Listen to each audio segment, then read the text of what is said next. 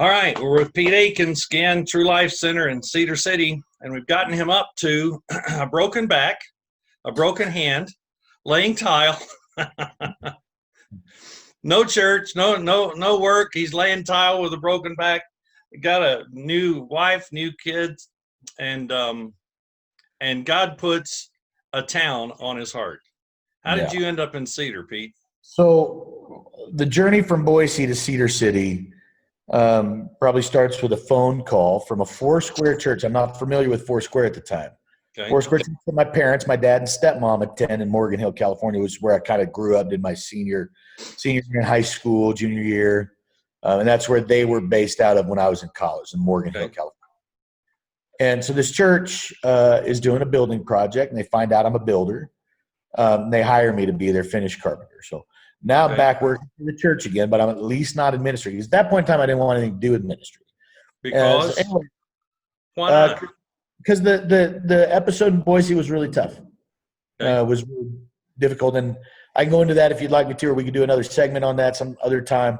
But long story short, not everyone that stands behind a pulpit is interested in what Jesus has to say. Okay. Really? Yeah. Are you serious? I am serious. And having said that, in the earlier segment, all those different churches, those are all filled with people that love Jesus. No, that's right. Every church group has people that love Jesus, but not every church leader is called of God to lead. Okay. That's a whole nother. We can dig down that deep well. So let's go back to Boise. So I was done with ministry, really hurt, devastated. I get a job in Morgan Hill working for this church. They bring Cammie and I back, paid for all our moving expenses, brought us current with all our bills, and I go back to work there. And so now I'm back living with my dad, got a wife and a baby, and end up doing some building in their youth room and in their sanctuary, finish up this building project they've got. And interestingly enough, just a month or so after I arrive in Morgan Hill, their worship leader resigns. Oh. So the pastor comes and asks me if I'd assume the role of leading worship. And I was scared to death, really didn't want to do it, didn't want to get back in. In the last segment, we talked about coming out of the desert, right? So sometimes I think you can get comfortable in the desert, right? Yeah. I mean, sometimes I think you can get comfortable not doing, the promise comes and you work and you work and you work and you get devastated. And then you kind of go through this time of, I don't know that I want to risk that again. We both know people who have become comfortable in their misery. They have become defined by their dysfunction. Yeah. And that is becoming comfortable in the desert. Right. Yeah. No, you're right. So anyway, so I end up leading worship and the Lord speaks some things through that. And that's when the Lord really convinced me that I want you to do this. I want you to know I can do it without you, but I really want you to know I want to partner with you. So that was ended up being really affirming. But so Cedar City happened. I was actually in the executive bathroom at this church nailing baseboards against the wall, and a guy named Jerry Clapper comes in, and I'm literally on my knees in front of the toilet. Actually, I'm on my knees behind the toilet. Okay. So, you can just, you can probably preach a sermon that God speaks most effectively when you're on your knees behind the toilet. Anyway, so this guy comes in and he just says to me out of the blue, God ever spoke to you about Cedar City, Utah? No, I never did hear about Cedar City, Utah. So I go home and told Cammie about it. We ended up, this was in the early days of Google. Okay. There's a ski resort here. There's a orchestra here. There's a golf course here, and it's a small town. I thought, that's perfect. So we ended up going and meeting with the district supervisor of Foursquare Church, and he told us to go to Cedar City to just pray over the town. And so Cammie and I moved, but we didn't move yet. This would have been, I believe, May of 2001. Okay.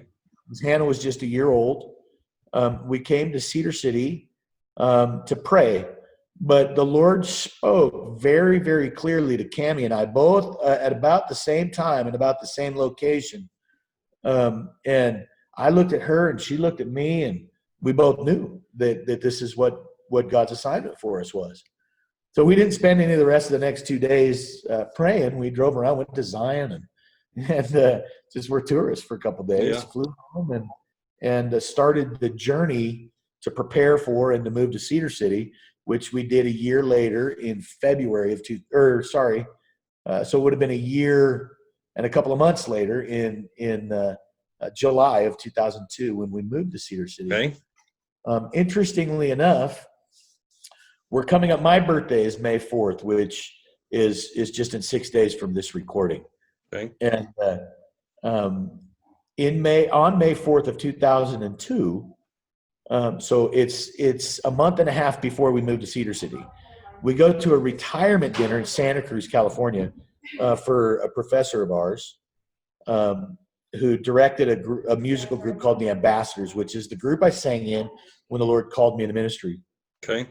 So we're at this dinner, and it's May 4th, 2002. I only remember it because it's my birthday. And May the 4th be with you. It's National Star Wars Day as well. Okay, could have lived without that one, but there we go. There you go. You got it. So I'm talking to this professor and told him that we were going to move to Cedar City. He says, "Oh, have you met Jonathan and Stephanie Holloman?" Oh. I said, "No, I've not met them." He said, "Well, they just planted a church in Cedar City, Utah." And I thought, no, couldn't be. But anyway, so we got introduced to Jonathan and Stephanie May 4th, 2002, which is a month and a half before we moved to Cedar. Okay. Jonathan is currently serving as our associate pastor. Stephanie's one of our worship leaders. Right. They've been friends for now getting close to 20 years. Right. So we prepare to move. We moved to Cedar City in July of 2002 with nothing really but a dream. And here we are. You and I met not long after that. If you came in July, we met in July .1. Right. We met at a pastor's breakfast at the old JB's there. Yeah. Which is now the Pizza Factory. Okay, Pizza Factory. I forgot who had moved in there. But anyway, you were sitting there, had just moved in, and you said you were introduced, and you're going to plant a church. And your statement was, they said, some question was asked, how do you think this is going to go? And your answer was, well, statistics state, and we can live and die by statistics. Right. Your statement was, statistics show that 80% of church plants die within the first 5 years. In Utah, I think that's microwaved. We had 26 guys move in 1 year, and so a few years back, and 1 year later, 25 of them were gone. Yeah. They had gone back. So that's more than 80%, less than 5 years. But right. So you said 80% of church plants fail. Do what? 80% of church plants fail. 80% fail. And so you got up and left. I ran out and met you in the parking lot. Tell them that story. So I'm not sure when it started. When I think it was just like the week or so after we showed up in Cedar City. When we moved to Cedar City, we had no house, no job, not much money, and no friends to speak of. And we just landed. 2 kids. And 2 kids, yeah. I mean, it was the absolute step of faith. Yeah. But we started having Bible studies. And the first Bible study that we had in the house that we rented on North Cedar Boulevard, which interestingly enough, I'm in the process of fixing up. We bought it. We bought it, yeah. Yeah. We're going to fix it up and flip it. Yeah. But anyway, Cammie made a coffee cake and set out about a dozen sodas and a bowl of ice and some glasses. But we hadn't met anybody in town yet, so we knew no one was coming. But we set all that up, and we just prayed and said, Lord, it's your responsibility to bring people. This is, again, your analogy, the hand in the glove. Right. That we talked about in the last segment. Right. Lord, you're responsible to bring people. If no one ever shows up to this church that you've asked us to plant, that's on you. Yeah. That's not on us. Okay. And so we will do this every time we meet just for you. We're not going to set these glasses out for people. We're going to set them out for Jesus. Yeah. And so when I met you that day, And I still remember it vividly. It was hugely impactful. And I've told the story a bunch of times that people at first think you're so rude to ask me this question that I'm about to share. But I'm like, no, it's the greatest question. And yours is the greatest answer. I've used your It's- answer for years. It's the greatest question. Every church planner needs an answer to this question. So I'm walking out of the old JB's, and I had an old You had that 1990 bike? Honda Shadow. Yeah, And I'm yeah. ready That to was throw a my great leg. bike. And you come running out, brother, let me ask you this question. If 80% of, and I don't remember exactly how you asked the question. I Yeah. do remember how I tell the story, though. Yes, So- yes. so I you think come yours up- has more rough edges on it than my question actually had, but that's okay. brother, if 80% of church plants fail, Mm-hmm. what makes you think you're going to be successful, especially in this town? Yeah. And my response, just quickly, I didn't think about it. My response was, the Lord told us to come, so we've already been successful. That's right. That's success is not in how many people attend your church. That's right. Success is not in how many people got saved. Yeah. How many views you got on your Facebook Live. That's right. That's not success. Success from a kingdom perspective is, did I or did I not obey? Yeah. And was I able to leave the church building up to Jesus? Was I able to leave the results up to him? Yeah. And you were talking the last segment about gut surgery, Lord being in there. I was reminded of David, and see if there be anything wicked in me. Oh, yeah. And remove that. Yeah, David did not say, tell me about it. Right. Tell me, and I'll clean it up. It caused me to walk in the way everlasting. You take care of it. Just deal with it. I don't even need to know. Yeah. I love that. Yeah. And for you and I, it's so freeing. Yeah. To not be trying to be successful, not trying to measure up, just knowing that I've already been successful because I've obeyed. And that's to obey is better than sacrifice. We can spend a lot of time in 1st and 2nd Samuel and talk about David and Saul and Samuel and the differences. But to obey is better than sacrifice. The Lord's not interested in all of the things we can do. Yep. He's interested in our obedience and in our faith and in our trust. And anyways, so there I am in the parking lot, and I've already been successful because we came. And brother, I use that repeatedly because we have so many church planners that when things get difficult, and they always will get difficult, one of the big jokes among church planners is to ask them, how's your plant team doing? Because the plant team's gone. The vast majority of them have left long since. And I'm okay with that too. There's some who are meant to plant. There's some who are meant to stay, and we need to be okay with that. But I have used that with them. You have already been a success because God's measurement of success is, like you say, it's not about the numbers. It's not about all of our estimations, all of the forms that we have to fill out. But his only estimation of success is when we say from, well done.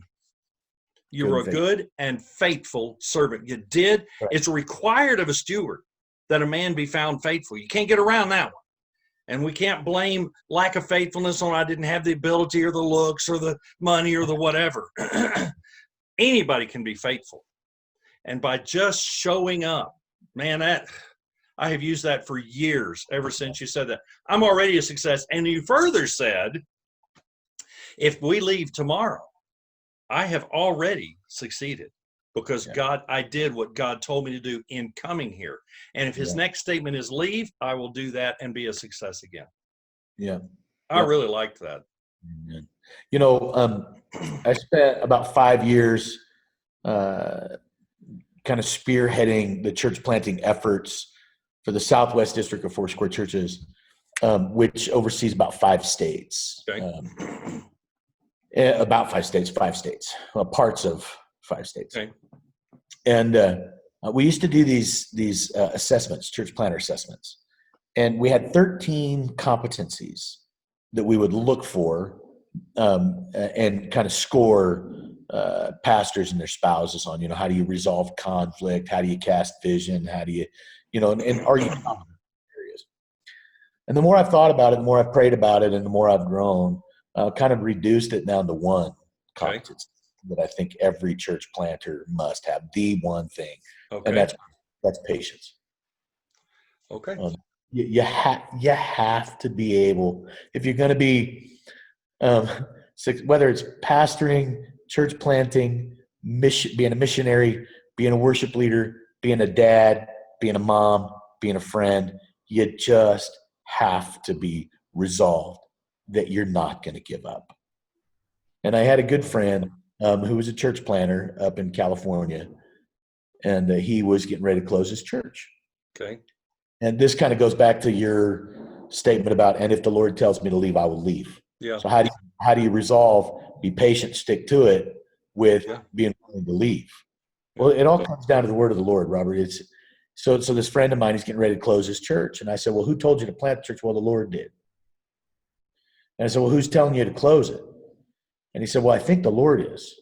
So what is it that leads you to believe? Well, I'm frustrated and people aren't coming. No. If you're going to close your church, then the word of the Lord has to be as strong as it was to open the church. And it can't be based on all these things frustrating me, right? It has to and if the Lord says go, then you got to go. If the Lord says move on, you got to move on. And when you and I were talking in the parking lot that day, I thought I was only going to be here a couple of years, plant this church, and I was going to move on and plant another church. And what the Lord showed me was that the vision for Southern Utah is so much larger than just a church. And part of the vision of TLC is to grow a critical mass sufficient to be able to plant churches all over Southern Utah. And I tell you, I thought that was going to be done in 10 years. Here we are coming up on 20 years. Yep. We haven't planted any churches. But the vision's still alive, and I'm not discouraged. And I'm like, Lord, it's your vision, whatever you say. And when you're ready, I'm ready. But you got to put your hand in because I just don't know how to do it without you. So. All right, Pete. Now, last time we prayed for those who are in the wilderness who are getting discouraged. There comes a time to pray for folks, and there comes a time to challenge them. Yep. Fair statement. What would you say to those who, like your buddy, thinking about closing the church, thinking about quitting, not because that's what the word of the Lord is, but because that's what the pain of the moment is? What would you say to them? How would you challenge those who are getting ready to quit because they're frustrated and they're mad at God? What would you say to them right now? Well, let me ask you this question before I answer that one. How well do I know these people? You know them very well. I would tell them to stop being whiners. Okay. Okay. You and I have a relationship where you've told me that, and I've told you that. Yes. You and I have had. I consider you one of my closest friends and one of my most prominent mentors. Well. But the great thing about yours and my relationship is there are times that I'm the mentor. Yes. There are times that you're the mentor. Yes. And we have that kind of relationship. Yes. And so we can speak openly and say, hey, tell me what's going on, brother, what's happening. Yeah. And then we have the ability to be vulnerable enough to go, you know what, don't be such a whiner. So if I know this church planter so well, I'd say stop being such a whiner. It's not all about you. Just keep doing what the Lord said. If I don't know you that well, and I don't know, because we're all in a different place with understanding the voice of the Lord. How do I know what the Lord said? Yeah, right. Sure. Right. And Bubba asked me that. Bubba's my son. He asked me that one day, Dad, how do I know the word of the Lord? And I said, well, buddy, someday you're going to be out with your friends and they're going to be wanting you to do something stupid. And you're going to see my face and this hand do this. And he said, well, that's already happened to me. Okay. And I said, well, how'd you know it was me? And he said, well, because we spent a lot of time together. There you go. And so, I think if I don't know you too well and you're just coming to me for some counsel, I would say, get away with Jesus, however long it takes, and get the word of the Lord. If the Lord's telling you, hey, good run. This was not the end game for you. This was training. Okay. And now I'm breaking you. This is your wilderness experience. I'm going to take you somewhere else. Well, then you need to know that, but you need to know that that's what it is. Don't quit. Changing is not quitting. That's right. Giving up is quitting. Well, what if the Lord has something else for me? Well, he may adjust, Mhm. but there are still times, candidly and honestly, that I run around and lick my wounds. But Yeah. fortunately, they don't take years Yeah. like they used to. I'm quicker to move on, quicker to get out of the desert, quicker to keep going. So, I think the answer to your question, if I know you real well, just don't be such a whiner. And well, but the book of Psalms, David is whining all the time. Yeah, but if you read those closely, it's only a few verses, and then it's a few verses of That's quick right. resolve. Yeah. Lord, I'm so miserable. My enemies are against me. Nothing that you said is happening. Yeah. But I still declare that you're good and that you're Yeah. on it. And I think that if maybe a good litmus test, Robert, is if you're able to still bring worship, to still acknowledge how good he is, how strong he is, how much he's on your side, then you're probably in a good place, probably hearing from him. But if you're feeling like he's mean, he's evil, you've left me out in the dust, and you don't have the resolve that he's still got, it might be that you need to get some help. Yeah. Maybe they need to call you. Maybe they need to look me up, call me. Maybe Yep. they need to find a mentor. But if you're able to articulate the discouragement and not able to embrace the goodness of God, you probably need to find some help. Okay. Then Pete, they know my website. They're watching this because they found my website. Right. If they wanted to get in, if they want to get in touch with me, that I'm more than glad for them to do that. If they wanted to get in touch with you, what is your website? How could they get in touch with you easily? Yeah, www.tlc2.org. It's Okay. True Life Center, the number 2.org. We also have an app that you can find in the App Store. You can search True Life Center. It's a round circle with the word life in it. Okay. Yeah. Okay. And if people need some encouragement, let us Boy. hear from you. Yeah. And 435-590-4266. Wow, you're out there, baby. I'd rather get a call than just about anything. My phone, however, does not answer unknown numbers. So Send you a please text? send me a text or leave me a message and I'll call you Okay. back. Okay, Yeah. good. All right. Thanks, Pete. Happy Good to do it. word. Good word.